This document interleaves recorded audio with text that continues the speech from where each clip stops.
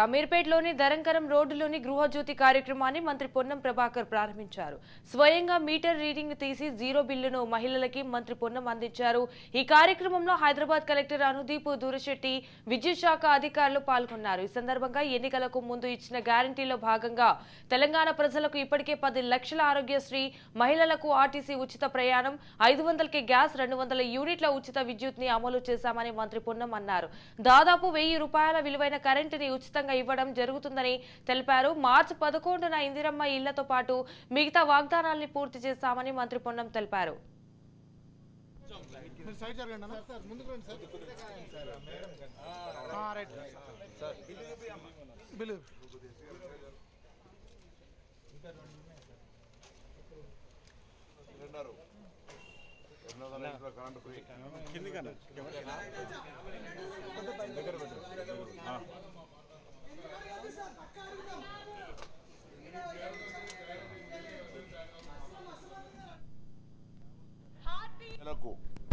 ఇప్పటికే 10 లక్షల రూపాయల ఆరోగ్యశ్రీతో పాటుగా మహిళలు ఉచితంగా బస్ ప్రయాణం చేయడంతో పాటుగా 500 రూపాయలకే సిలిండర్ ఇచ్చే కార్యక్రమంతో పాటుగా 200 యూనిట్ల విద్యుత్తును ఉచితంగా ఇవ్వడం జరుగుతోంది జీరో బిల్లు పేరు మీద.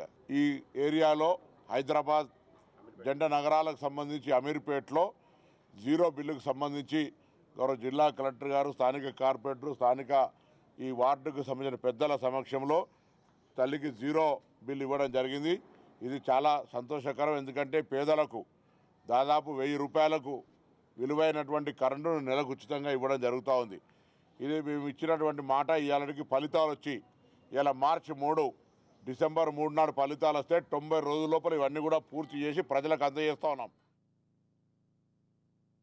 యావత్ తెలంగాణ ప్రజలకు ఇప్పటికే 10 లక్షల రూపాయల ఆరోగ్యశ్రీతో పాటుగా మహిళలు ఉచితంగా బస్ ప్రయాణం చేయడం